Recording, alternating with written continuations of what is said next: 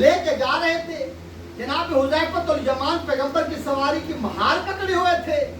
جناب عمار بن یاسر پیچھے سے ہانک رہے تھے.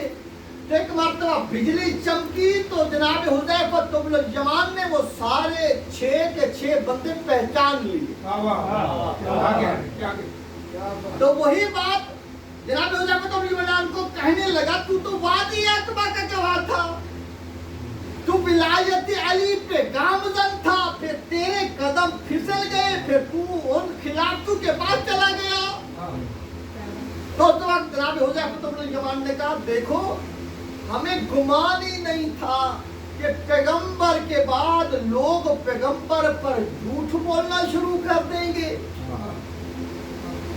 ہمیں تو گمان ہی نہیں تھا کہ پیغمبر کے بعد لوگ پیغمبر کے اوپر جھوٹ باندھنا شروع کر دیں گے.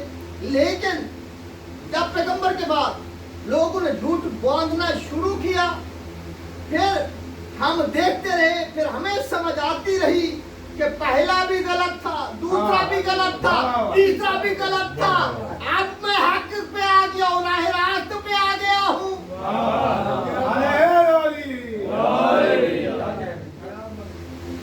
یعنی اسی لیے امام جعفر صادق فرماتے ہیں بعد از نبی جن کے ایمان میں ذرہ بھر بھی لغزش پیدا نہیں ہوئی وہ جناب مقداد تھے, ورنہ بڑے بڑے لوگوں کے قدموں میں بھی لغزش پیدا ہو گئی. لوگ راہ حق سے بھٹک کر دوسری طرف چلے گئے. حذیفۃ بن الیمان وہ بھی ولایت علی پہ کاربند ہوتے ہوئے اس کے بھی قدم پھسل گئے, وہ بھی اپنے مقام سے ہٹ کر دوسروں کے پاس چلا گیا. حذیفۃ بن الیمان وہ بھی عام معمولی بندہ نہیں تھا, بلکہ سن 1921 کی بات ہے کہ دریائے دجلہ کے کنارے پر جناب حذیفۃ بن الیمان کی قبر تھی, اور 1921 میں فلڈ آ گیا. عالم کام میں حذیفۃ بن الیمان نے لوگوں سے کہا کہ فلڈ آ گیا ہے, دریا کا کٹاؤ شروع ہو گیا ہے, میری قبر کھود کر مجھے یہاں سے نکال کر مدائن میں جا کے سلمان کے ساتھ دفن کرو. سن 1921 میں جب فلڈ آیا تو جناب حذیفہ نے کہا کہ مجھے قبر سے نکال کر مدائن میں جا کر سلمان کے پہلو میں دفن کرو. اور جب قبر کھودی گئی جناب سلمان برآمد ہوئے, دیکھا کہ کفن کی ایک تند بھی میلی نہیں ہوئی, جسم تو رہا نا اپنے مقام پہ, کفن بھی میلا نہیں ہوا تھا. اس وقت عراق پہ انگریزوں کی حکومت تھی, اور جب نکالا گیا تو انگریز ڈاکٹر کہنے لگے یہ اتنا بڑا آدمی, جبکہ انسان مرنے کے بعد 3 دن کے بعد اس کی آنکھیں سلامت تک نہیں رہتی, یہ اتنا بڑا آدمی ہے, اتنے ہزاروں سال گزرنے کے بعد بھی اس کا جسم بھی محفوظ ہے, کفن تک میلا نہیں ہوا.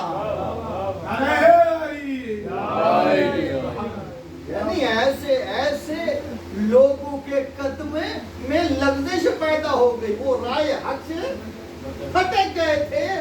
پھر جناب حذیفۃ الیمان کو بھی اپنے قدموں کے پھسلنے کی وضاحت کرنی پڑ گئی. یعنی مولا امیر المومنین وہ ہیں جو یحب المساکین, مساکین سے محبت فرماتا ہے. بلکہ بعد از نبی جب معاملہ خلافت ہوا تو بہت سارے لوگ ایسے تھے جو خلافت علی پر پختہ اور مستحکم پکا ایمان رکھتے تھے. 12 بندے ایسے تھے جو ثقیفہ کے بعد ایک مکان میں جمع ہوئے اور میٹنگ کرنے لگے. 6 بندے انصار میں سے تھے اور 6 بندے مہاجرین میں سے تھے, اور وہ میٹنگ یہ کرنے لگے کہ لوگوں نے صاحب حق کو اس کے مقام سے ہٹا کر اس پر قبضہ کر لیا ہے. جناب حیثم ابن تیہان، حنظلہ ذو الشہادتین، साहल इब्न हुनैफ, उस्मान इब्न हुनैफ, अबू अयूब अंसारी, उबई बिन काब, ये 6 बंदे अंसार में से थे। जनाबे सलमान, जनाबे अबू ज़र, जनाबे अम्मार बिन यासिर, जनाबे बुरैदा असलमी, जनाबे खालिद बिन सईद बिन आस, ये 6 बंदे मुहाजिरीन में से थे। इकट्ठे बैठकर इन्होंने मीटिंग की कि हम यहाँ से जाते हैं, मस्जिद में जो खलीफा बना बैठा है इसको मिंबर से उतारकर साहिब हक को मिंबर पे बिठाते हैं। जब ये मीटिंग करके ये मामला तय करके मस्जिद की तरफ बढ़ने लगे तो इनमें से एक आदमी ने कहा, ये जो आपने फैसला किया है हो सकता है ये फैसला मसलहत इस्लाम के खिलाफ हो। ये जो तुम फैसला करने जा रहे हो सकता है तुम्हारा ये फैसला मसलहत इस्लाम के खिलाफ हो। चलो अमीरुल मोमिनीन मौजूद हैं, उनका ही दरवाजा खटखटाते हैं, उनके सामने अपना मामला पेश करते हैं। अगर उन्होंने हमारे मामले की तायीद कर ली तो ये काम करेंगे, अगर न की तो जो मामला वो फरमाएंगे उसी पे अमल करेंगे। आए दक्कलबाद हुआ, दरवाजा खटखटाया, मौला ने इजाजत दी, अंदर आए, अपना प्रोग्राम मौला के सामने पेश किया। मौला ने फरमाया तुम्हारा ये प्रोग्राम मसलहत इस्लाम के खिलाफ है, इसलिए कि इधर तुम जमा हो गए हो, तुम्हारे साथ तुम्हारे कबाइल भी हो जाएंगे, कुछ और कबाइल भी हो जाएंगे, लेकिन उधर भी बहुत मजमा कसीर है, ये तुम्हारी जंग होगी, खाना जंगी शुरू हो जाएगी और लोग पुराने दीन पे वापस चले जाएंगे। ये तुम्हारा प्रोग्राम मसलहत इस्लाम के खिलाफ है, इस्लाम के हक में नहीं है। सलवात पढ़ी मेरे के